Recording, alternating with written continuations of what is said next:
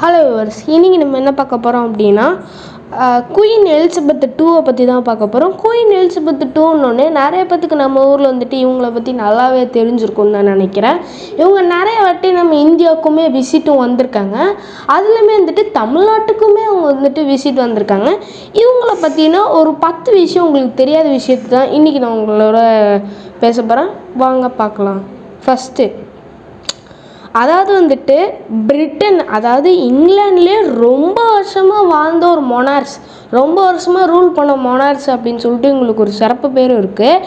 ஏன் அப்படின்னா அவங்க 6 February 1952 at the age of 25 வயசு இருக்கும்போது தான் அவங்க பதவியை ஏற்றிருக்காங்க.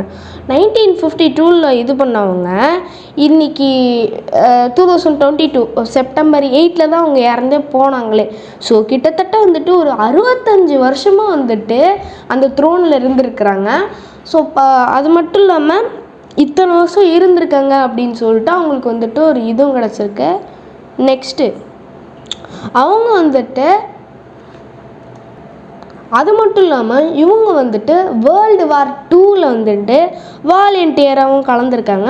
பொதுவாக ராயல் ஃபேமிலியில் எங்கப்பா வேர்ல்டு வார்லலாம் கலந்துப்பாங்கன்னா இவங்க வந்துட்டு இவங்களா விருப்பமாக வந்துட்டு வாலண்டியராக வந்துட்டு இவங்க இருந்திருக்காங்க. அது மட்டும் இல்லாமல் ட்ரக் டிரைவராக ட்ரக்கை சரி பண்ண கூட அவங்களுக்கு அந்த காலத்தில் தெரிஞ்சிருக்காமா. World War II கொரோனாவையும் பார்த்த ராணி அப்படின்னு சொல்லி இவங்களை சொல்லியிருக்காங்க. ராயல் ஃபேமிலி மெம்பர்லேயே முறையாக ஒரு வாரில் வந்துட்டு கலந்தவங்க இவங்க மட்டும்தான். நெக்ஸ்ட்டு என்ன அப்படின்னா 200 அஃபீஷியல் பார்ட்டிஸ் இவங்களோட இருக்காங்களாமா.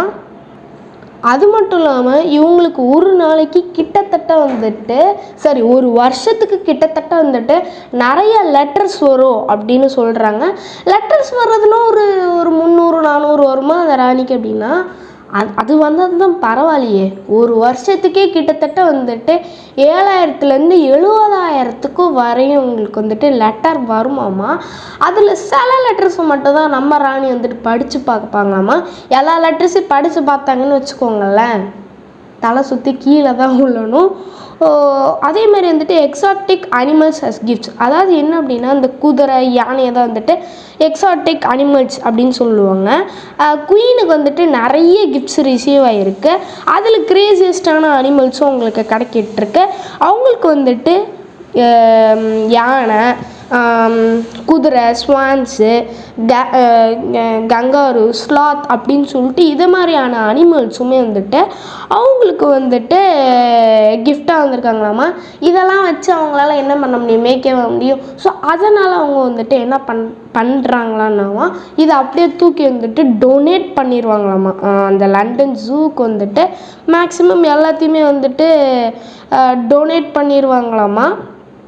நெக்ஸ்ட்டு, இவங்களுக்கு வந்துட்டு பாஸ்போர்ட்டோ இல்லை டிரைவர் லைசன்ஸோ இவங்களுக்கு தேவையில்லை.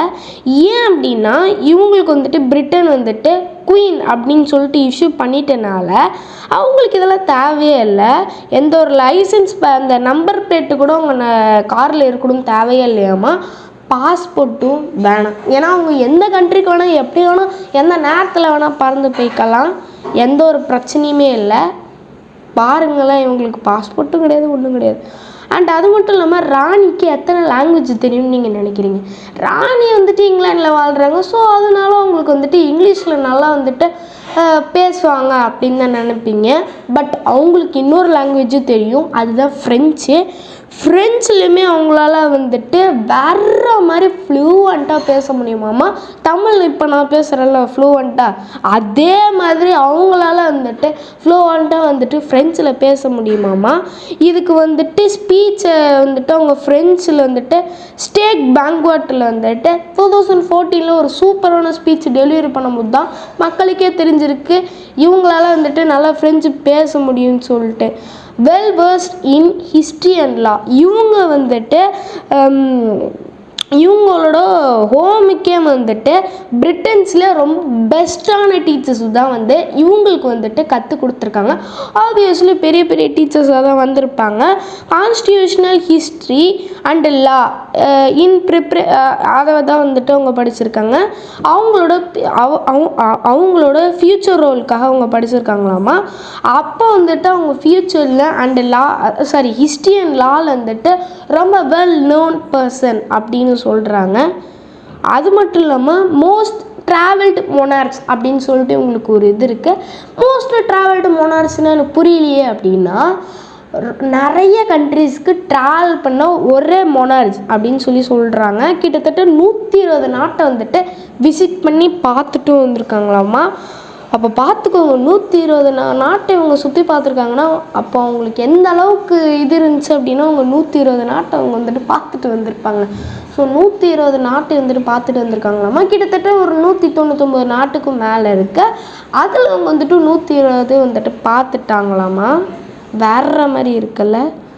அண்டு அவங்க வந்துட்டு அவங்களுக்கு வந்துட்டு பெட்ஸுனா ரொம்ப ரொம்ப பிடிக்குமாமா. இப்போ ஏதாவது ஒரு மீட்டிங் நடந்துகிட்ருக்கு, ஃபார் எக்ஸாம்பிளுக்கு ஏதோ ஒரு ரொம்ப முக்கியமான மீட்டிங் ஏதோ ஒரு லீடரோட போயிட்டுருக்குன்னா அப்போ ஏதாவது ஒரு டாக் வந்துச்சுன்னா கூட அதை தூக்கி கொஞ்சம் ஆரம்பிச்சிடுவாங்களாமா. ஏன்னா அந்த அளவுக்கு வந்துட்டு இவங்களுக்கு டாக்னா ரொம்ப ரொம்ப ரொம்ப பிடிக்குமாமா.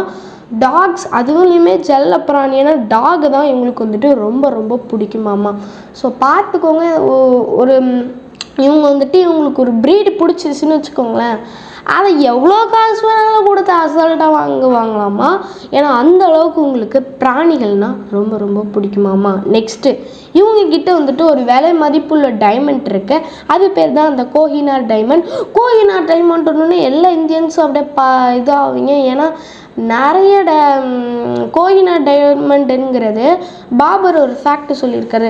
ஏதோ ஒரு ராஜா வந்துட்டு ஃபேக்ட் சொல்லியிருக்காங்க. அதாவது என்ன அப்படின்னா, அந்த கோஹினார் டைமண்டை வச்சு இந்த உலகத்தில் உள்ள எல்லா மக்களுக்குமே அட்லீஸ்ட் ஒரு வேளை சாப்பாடு வயிறு நிறைய தர முடியும் அப்படின்னு சொல்லியிருக்காங்க. அப்போ பார்த்துக்கோங்க அதோட ரேட் எந்த அளவுக்கு இருக்குன்ட்டு. அந்த கோஹினார் டைமண்டை வச்சுக்கிட்டது வந்துட்டு நம்ம எலிசபெத் ராணி தான். ஸோ இந்த வீடியோ பிடிச்சிருந்துச்சுன்னா லைக் பண்ணுங்கள், ஷேர் பண்ணுங்கள், சப்ஸ்கிரைப் பண்ணுங்கள். இதில் நீங்கள் வந்துட்டு எலிசபெத்தை பற்றி நிறையாவே தெரிஞ்சிருப்பீங்க அப்படின்னு சொல்லிட்டு நான் நினைக்கிறேன். அண்ட் இந்த வீடியோ மூலமாக ஏதாவது ஒரு நல்ல விஷயத்தை கற்றுட்டீங்க அப்படின்னா மறக்காமல் அதை கமெண்ட் பாக்ஸில் கமெண்ட் பண்ணுங்கள். நீ இந்த டாப்பிக்கு பேசினா நல்லாயிருக்கும் அப்படின்னு நீங்கள் நினச்சிங்க அப்படின்னா #டாபிக் அப்படின்னு சொல்லி எனக்கு மென்ஷன் பண்ணுங்கள். நான் கன்ஃபார்மாக அந்த டாப்பிக்கை நான் எடுத்து பேசுவேன். And bye, thank you.